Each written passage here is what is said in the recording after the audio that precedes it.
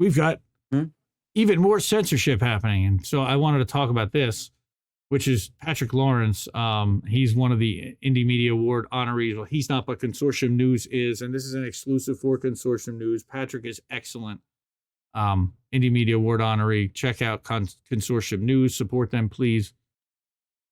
So this is a little bit long, and it's talking a little bit about the Democracy Now! Interview of Cy Hirsch, which was censored by YouTube, which I hadn't even really heard the story, but when he awoke last Sunday morning to the news that YouTube had censored a long interview that Cy Hirsch had done with Democracy Now! On the grounds that it did not meet Google's subsidiaries' community standards and was moreover offensive, his mind went in many directions, which first, and I thought the same thing, which was of the New York Post case in October 2020, 3 weeks before the presidential election, when Twitter, Facebook, and all the other big social, this is what they did to Cy Hirsch's thing, social media platforms blocked America's oldest daily after it reported the damning, politically damaging content of Hunter Biden's laptop computer. So let me go back.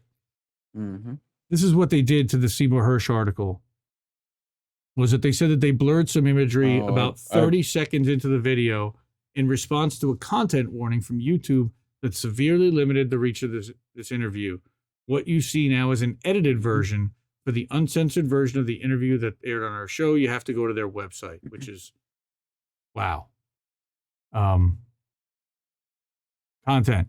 There's censorship. So I thought of what we now call the disinformation industry, right? I talked about this last Sunday with CJ Hopkins and all these diabolic organizations, Propernaut, NewsGuard, Hamilton 68 et al., right? That stocked with spooks, serving in staff positions and as advisors, dedicate themselves to discrediting dissenting writers and independent publications as conveyors of Russian propaganda. And then I thought of a story a Russian acquaintance told me one afternoon over drinks when I was in Moscow some years back. Leonid was a professor of sociology at Moscow State University and had served at the Central Committee and the Politburo in various advisory capacities during the Soviet era. Leonid knew how to ride the waves, let's say, and he knew whereof he spoke. He also had a wonderful sense of humor and a highly developed appreciation for life's infinite ironies. Now, Patrick Lawrence is not a young guy. I think I have his picture somewhere, but let me pass on this tale and then make the connection with Hirsch's expose of the Biden regime's Nord Stream up and the other cases I mentioned. This is going to take a minute, but just stick with it. He says, we'd been talking about the press in Russia, in America, in Asia, and elsewhere, trading observations and comparing notes. It was then in the bar at the old Metropole Hotel that Leonid related a story that he thought I would find useful or amusing or both. During the periods of Soviet-American detente in the 1970s, the State Department offered to take 2 foreign ministry bureaucrats on a tour of the United States. They visited 5 cities, New York, Washington, Chicago, LA, San Francisco, with the minders from state taking care to show their guests the sort of things minders from state would want to show Soviet visitors, right? Certain camaraderie developed, and it's nice to think about the scene, impossible as such occasions have become. Well, I had that in reverse and a long time ago. When they reached San Francisco, it was time to say farewell, and the State Department shepherds asked the 2 Soviets what aspects of American life they found most remarkable, and the Soviets seemed not to have hesitated before replying. It's really interesting. In the Soviet Union, they said all the newspapers across 11 time zones say the same thing every day because they're carefully censored. They're told routinely what to say and what to leave out. Here in America, the press is free. We have no sign of censorship in all the cities you've shown us. What? And yet, well, again, this is in the night, like way back. And yet, wherever we are, when we pick up a newspaper, they too say the same thing. From New York to California, nothing we've read is ever any different. There's externally imposed censorship, and then there's internally imposed censorship, to state the obvious. And the 2 Soviet bureaucrats were fascinated to see firsthand, and for the first time, the latter at work. Brute censorship is nothing pretty to look at, Leonid, my Russian acquaintance meant to say, but the invisible kind is just as effective.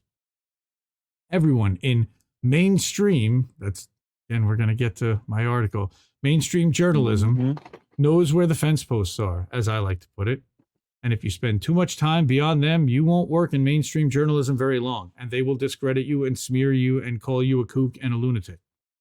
I wonder if Seymour Hersh, certainly proven to rank among the great journalists of our time, may have a thought about this. Well, we know he did because he spoke about it during this interview that he was censored.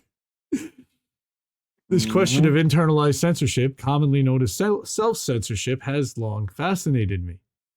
I've watched many times as journalists surrendering themselves for the sake of their professional careers, train themselves to hear the silent language that tells them what to say and what to leave unsaid.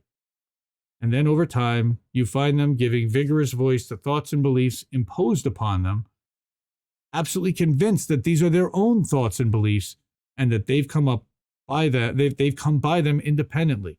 This is how the propaganda factory works. The modern mind's eager desire to conform, while we remain certain of our originality and individuality. Philip Slater touched on this in his too soon forgotten The Pursuit of Loneliness, published in 1970. So did Erich Fromm in Escape from Freedom, which appeared in 1941 and could hardly be more pertinent to our time. So he's got a Fromm quote. We are proud that in his conduct of life, man has become free from external authorities, which tell him what to do and what not to do. We neglect the role of anonymous authorities like public opinion and common sense, which are so powerful because of our profound readiness to conform to the expectations everybody has about ourselves and our equally profound fear of being different. Wow. I've had overbearing editors I greatly wish were more anonymous than they were. But let us set this minor point aside. Fromm and Slater are concerned with the collective psychology from which self-censorship draws for its extraordinary effectiveness. Compulsive conformity, Fromm calls it. We can go back as far as de Tocqueville to gain a sense of how deeply rooted conformity is among Americans. When we do, we can't be surprised or mystified to note what the Soviet visitors noted 50-odd years ago and what we fail to see even as it is before us in plain sight. American media are as rigorously controlled via the mechanisms of internalized censorship as any newspaper in any of the authoritarian societies we profess to detest for their lack of freedom. And I'm sure there are people who would argue with some of this, but it's what I've seen. But what happened to Sy Hersh's Democracy Now! Interview last weekend, to the New York Post in the final weeks of Joe Biden's presidential campaign, to Glenn Greenwald with The Intercept, and to a lot of independent journalists at the hands of the disinformation industry since this took shape a half dozen years ago, requires us to think anew. Again, reminding us of what this was a note from Democracy Now! And you notice that this video still has over 1 million views. But wow, I mean, to blur it out is just, I still can't. It's commonly said that the emergence of digital media since the mid-1990s, when the first such publications appeared, and when Bob Parry, of course, started publishing Consortium News, it's brought us into a new era. And we can mean many things by this. Let us not now miss. For all the good these new media have done, and for all the doors they promise to open, this new era is to be one of coercive, externally imposed censorship, as heavy-handed as anything those visiting stoves had lived with all those years back. With the decline of our legacy media into craven subservience to power to an extent no one could have dreamed a couple of decades back, independent media such as Consortium News are where the future of the great craft lies, a point I've made severally in this space. But it seems to me that the digital platforms on which these media depend have been liabilities as well as assets from the first. Technologies are not value neutral. There's a Jacques Ellul, who's a Christian anarchist and many-sided intellect, made this case in the Technological Society, which came out in English in 1964. Right? To put his thesis too simply, technologies are not empty of content other than what is put into them. Implicit in any technology is an affirmation of the political, economy, and material circumstances that produced it. In other words, technologies available to independent journalists are corporate products. They're vital to independent practitioners as means of delivery, but as we learn by the day now, access to them can be withdrawn at any time. At any time, whether it's Patreon, whether it is access to your YouTube account or your Twitter account, unless you delete something. Many of us seem to have missed this contradiction, and now we are pressed to recognize it. And as we do, we're led to ask whether the promise of independent journalism can be extinguished by way of a totalized system of censorship. Do you think this phrase too strong?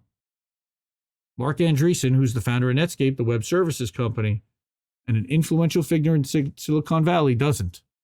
In the spring of 2022, Andreessen sent out this note via Twitter. Quote, I predict essentially identical censorship/deplatforming policies across all layers of the internet stack. Client-side, server-side ISPs, cloud platforms, CDNs, payment networks, client OSs, browsers, and email clients, with only rare exceptions, and the pressure is intense. Again, as proven from the Twitter files, the way the FBI was pressuring people at Twitter to censor accounts because they suspected them of Russian activity, even though Twitter was confident, absolutely knew that they were definitely not Russians. He says, I do not know how far we are from the world Andreessen warns us of, but there is an argument that we are headed is there an argument that we're headed in the direction of that he forecasts? I don't wish to diminish the importance of independent media. A point I hope is by now clear, but to turn these thoughts another way, it is one thing to bully, cancel, and otherwise suppress emergent publications, and greatly another to censor a legacy newspaper such as the New York Post and a journalist of Seymour Hersh's stature. His conclusion is that the game is getting rough and likely to get a lot rougher. Not surprising. We've been saying this, hunker down and platform everywhere. There is one other factor in the that's forcing the pace of America's censorship regime that bears mentioning. And this concerns the larger context. By the time digital media began to find their place in the public discourse, the events of 2001 had forced the American imperium onto its back foot, and it has ever since assumed the hostile crouch of the wounded. As history teaches us, it is at this point that declining nations require the loyalty of all economic, political, industrial, and cultural institutions. Complete loyalty and uniformity. Accordingly, the line between the national security state and corporate media has not merely been blurred in the post-2001 era, it is now more or less eliminated, as documents such as the Twitter files make clear. Are we surprised? Well, we ought not to be. But the next question is, what are we to do as an era of totalized censorship appears to be upon us? Subscribing to the independent publication of your choice would be a conscientious start. Patreon.com/INDLeftNews, folks. Substack.com. Well, it's actually indiemediatoday.substack.com. And you can find all the links at independentleft.media. All right. And of course, you can pick up some merch if you want to hook some people you know up and do them nice. So, oh, wow. I'm a little exhausted after that one, and I definitely need to cut loose a little bit. How dare you? Well, yeah. Well, so what I did want to say about that article was there was a conversation that we had last Sunday night, and it fired me up, or Monday night, and it got me thinking from a Facebook post, comment to a reply to a Substack post. And so go check out indiemediatoday.substack.com. It was our new mission, which is to unplug from corporate controlled media, which this kind of dovetails really nicely into. So by all means, and I'll bring that up after we get to the fun stuff, and I'll show you guys what that looks like. Let's see. Carpathia 9. My union did not do shit about COVID shots, said get a religious exemption. Yeah, that's great. Yeah. Look. Yeah, Oh, here you go. guys. Here we go. My UAW voted to strike in 2020. Yeah, UAW has been terribly corrupt at its head. We are for workers and for workers organizing collectively and for bargaining collectively. The representation that has been put at leadership is an executive board in itself that is incredibly chummy and friendly with the Democratic Party apparatus, especially at the UAW, though they do buy off both sides to a point. Yeah, I'm sorry, man. Again, Carpathian 9 over on Rockfin. Thanks for watching and supporting the show over there. And we've got Jilly Love in the house. Hi, Jilly. Hey, Eric T. Red.